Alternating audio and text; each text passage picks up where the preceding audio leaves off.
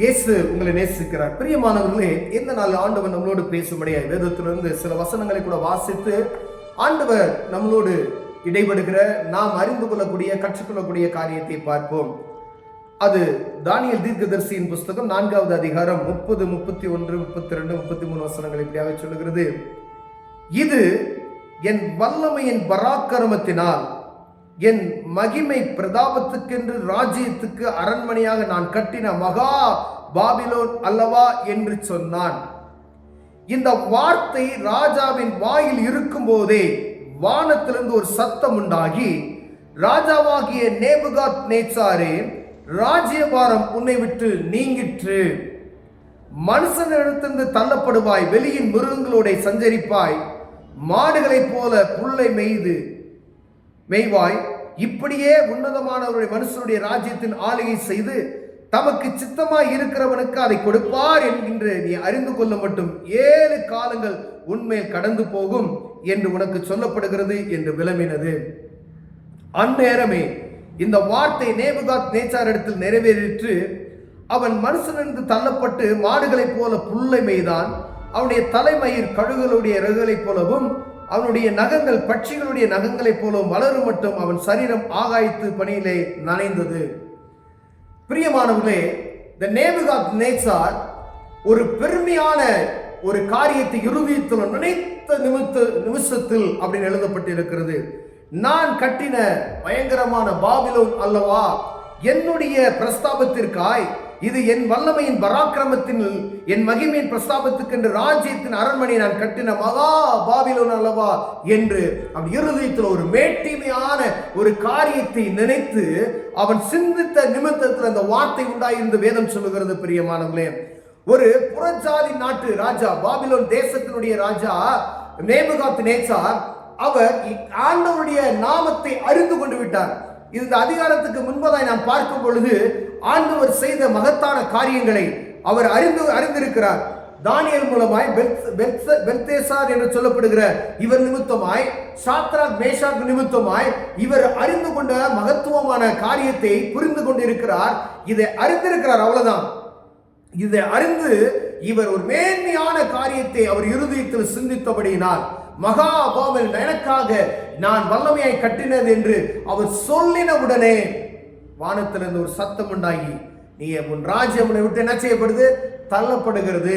இது நிமித்தமாய் நீ தள்ளப்பட்ட உன் பெருமை உன்னை விட்டு உன்னை பெருமைப்படுத்தினது நிமித்தமாய் ஒரு வேறு நாட்டு ராஜா, அவர் ஆண்டவருக்கும் அவருக்கு சம்பந்தம் இல்லை. ஆனால் ஆண்டவருடைய மேன்மையை அறிந்து கொண்ட அந்த ராஜாவுக்கு நடக்கப்பட்ட அந்த காரியம், ஒரு சின்ன காரியத்தை அவர் ஆண்டவர் இருதயத்தில் வைத்திருக்கிறார்.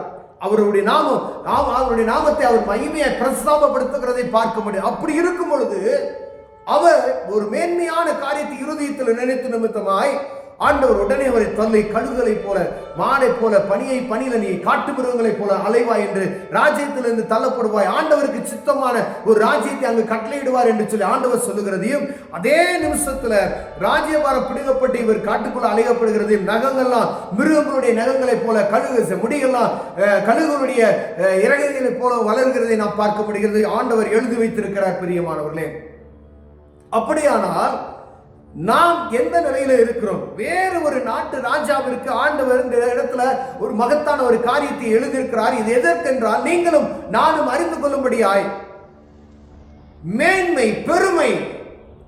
பெருமை பாராட்டுகிறவனுக்கு கர்த்தர் எதிர்த்து நிற்கிறார் என்று வேதம் தெளிவாக எழுதியிருக்கிறது. பிரியமானவரே, நம்முடைய அழகி நிமித்தமாய், நம்முடைய அறிவு நிமித்தமாய், நம்முடைய திறமை நிமித்தமாய், பொருளாதாரத்தின் நிமித்தம், எனக்குள்ள நான் செல்வந்தன் என்று நினைக்கிறது நிமித்தமாய் ஏதோ ஒரு காரியம் எனக்குள்ள பெருமையை உண்டாக்குமையானால், அந்த பெருமை நிமித்தமா நாம் அழிந்து போய் விடுவோம் என்பதை மறந்து போகாதபடிக்கு எச்சரிக்கையா இருக்கும்படி அழைக்கிறார். பிரியமானவரே, நான் பெரிய ஆள்றா, நேரில் சொல்லுவாங்க, என்ன செஞ்சிருவ அப்படின்னுவாங்க. இதை யார் மனிதனுக்கு முன்பதாய் அப்படி பாராட்டுறபடிக்கு எச்சரிக்கையா இருக்க முடியாது.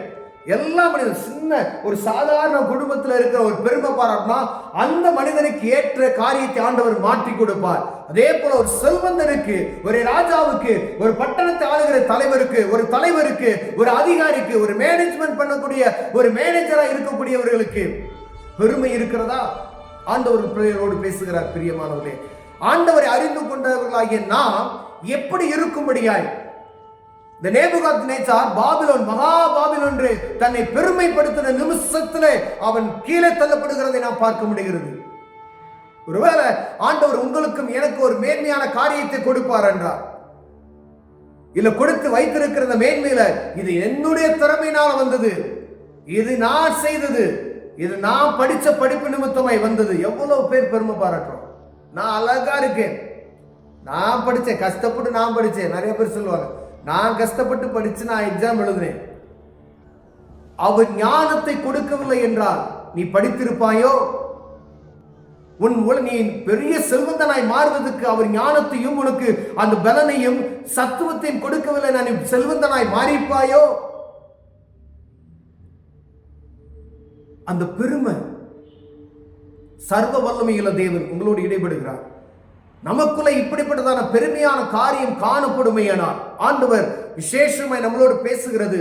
பெருமையுள்ளவனுக்கு கர்த்தர் எதிர்த்து நிற்கிறார். பிரியமானவர்களே, யாரவர் வெளி பாபிலோன் ராஜாவுக்கு நடக்க போகிற ஒரு காரியத்தை ஆண்டவர் எழுதியிருக்கிறார், அவர் தான் எழுதுகிறார். அப்படியானால் அவருடைய பிள்ளைகளுக்கு எவ்வளவு ஆண்டவர் கவனம் உள்ளவனாய் இருக்கிறார், கவனமாய் பார்க்க வேண்டும். வேற ஒரு ராஜாவுக்கு இந்த நிலைமை என்றால், அவரை அறிந்து கொண்ட ராஜாவுக்கு மேன்மை பாராட்டு நிமிஷத்துல அடி விழுகும் என்பதை பார்க்க அழைக்கப்படுகிறோம். பிரியமானவர்களே, சின்ன பெருமை, நான் கஷ்டப்பட்டு சம்பாரிச்சேன், கஷ்டப்பட்டு நீங்க கஷ்டப்படுகிறதுக்கு ஆண்டவர் கொடுத்த பலன், அது நிமித்தமாய் நீங்க கஷ்டப்பட்டு உழைக்கிறீங்க, எல்லாம் கர்த்தர் கொடுத்தது அப்படின்னு சொல்லுகிற தாழ்மையை உண்டாக்கி கொண்டு ஆண்டவர் உங்களை உயர்த்தி கொண்டே இருப்பார். நீங்க எப்படிப்பட்ட ஆளா இருக்கலாம், நீங்க ஒரு டீச்சரா இருக்கலாம், நீங்க ஒரு வியாபாரியா இருக்கலாம், நீங்க ஒரு இடத்துல மேனேஜரா இருக்கலாம், நீங்க ஒரு பெரிய ஒரு கவுன்சிலரா இருக்கலாம், இல்ல ஒரு மந்திரியா இருக்கலாம், ஒரு ராஜாவா இருக்கலாம், இல்ல ஒரு அநேக தேசங்களுக்கு ஞானத்தை போதிக்கக்கூடிய தலைவராக இருக்கலாம். ஆனா மேன்மை பாராட்டும் பொழுது, பெருமை உங்களுக்குள் வரும் பொழுது, நான் என்னால இந்த காரியம் நடந்துச்சு, என்னாலதான் இப்படி நடந்துச்சு அப்படின்னு சொல்லி நாம் நினைக்க, நம் இருதயத்துல பெருமை வரும் பொழுது ஆண்டவர் தள்ளி விடுவார். பிரியமானவர்களே, மனிதனோ முகத்தை பார்க்கிறான், கர்த்தர் என்ன செய்றாரா, இருதயத்தின் உள்ளுத்துரியங்களை பார்க்கிறாராம். மனுஷன் பார்க்கிறான், இப்ப நான் உங்களை பார்க்கிறேன் அப்படின்னு சொன்னா அவங்க முகத்தை பார்ப்பேன், உங்க இருதயத்துக்குள்ள நீங்க சிந்தித்துக் கொண்டு இருக்கிறத நான் அறிய முடியாது. ஆனா ஆண்டவர் உங்களுடைய சிந்தனைகளை, நினைவுகளை அறிந்திருக்கிறார். பிரியமானவர்களே, இருதயத்துக்குள்ள லேசா பெருமை பாராட்டுச்சுன்னா ஆண்டவர் தள்ளி விடுவார். கவனமா இருக்கும்படி அழைக்கப்படுகிறோம். சாரால் நகைத்தால் ஆண்டவர் பார்த்தார், நான் நகைக்கல அப்படின்னு சொல்றா, ஆனா நீ சிரிச்ச அப்படின்னு சொல்றார். அவருக்கு மறைவானது ஒன்றும் இல்லை. ஜாக்கிரதை உள்ளபடியா, கடைசி காலம் ஜாக்கிரதையா இருங்க. எல்லா மேன்மையும் கர்த்தர் கொடுத்தது, அவரே அவருடைய மேன்மைக்கே என்று சொல்லி நாம் நினைப்போமே, ஆனால் அவர் கொடுத்தாரையா அப்படின்னு சொல்லி நம்ம ஒவ்வொரு நாளும் அந்த தாழ்மையின் குணத்தை நமக்குள்ள இருக்கும் பொழுது ஆண்டவர் நம்மை உயர்த்தி கொண்டே இருப்பார். பிரியமானவர்களே, யோபுவை பாருங்களேன், கர்த்தர் கொடுத்தார், கர்த்தர் எடுத்தார். யாரால சொல்ல முடியுமா? இது அவர் மல்டி மில்லியனியர், அவருக்கு இருந்த சொத்துக்கள் அவ்வளவு வேதத்தில் எழுதப்பட்டிருக்கிறதை வாசித்த பார்த்தோம், அவ்வளவு மேன்மையானவர். மனைவி சொல்றா, நீ ஜீவனை தேவனை தூசித்து நீ செத்துப்போ அப்படின்றா. அவர் கொடுத்தார், அவர் எடுத்துக்கொண்டார். கர்த்தருக்கே ஸ்தோத்திரம். எவ்வளவு இந்த குணநலம், இந்த இருதயம் நமக்குள்ள இருக்கிறதா? அப்படி இருக்கும் பொழுது, அப்படி உண்டாக்கி கொண்டோமானால், அழிந்தே போனாலும், ஒண்ணுமே இல்லாம தரமட்டமாய் போனாலும் ஆண்டவர் இரட்டிப்பான ஆசீர்வாதத்தை கொடுப்பார். பிரியமானவர்களே, ஒருவேளை நான் தெய்வத்துக்கு பயப்படாதபடிக்கு, அவருடைய சத்தத்துக்கு செவி கூடாத இருக்கும் போயானால் ஆண்டவர் நேபுகாத்நேச்சாரை தள்ளுவது போல நம்மையும் தள்ளுவதற்கு ரொம்ப நேரம் ஆகாது. ஆண்டவர் நம்மளோடு பேசுகிறார். பெருமை இருந்துச்சுன்னா விட்டுருங்க. என்கிட்ட இவ்வளவு ஜுவல்ஸ் இருக்கு, என்கிட்ட இவ்வளோ பணம் இருக்கு, அந்த மாதிரி பெருமை இருந்துச்சுன்னா ஒருவேளை தெய்வ சொன்னது, ஆண்டவரே மன்னிச்சிருங்க, ஆண்டவரே குற்றங்களை மன்னிங்க, நான் இருதயத்தில் நான் பெருமையா நினைச்சதே ஆண்டவரே அப்படின்னு சொன்னீங்கன்னா ஆண்டவர் ஒரு விசை மன்னித்து மீண்டும் உங்களை அன்போடு அணைத்துக்கொள்ள வல்லமையுள்ளவராய் இருக்கிறார். கண்களை மூடுவோம், ஜெபம் செய்வோம். அன்பின் தகப்பனே, பெருமை எங்கள் இருதயத்தில் வராதபடி எங்களை காத்துக்கொள்ளுங்க ஆண்டவரே. எல்லாம் நீங்க கொடுத்தது, உமக்கே மகிமை உண்டாவதா. இயேசுவின் நாமத்தில் பிதாவே, ஆமென்.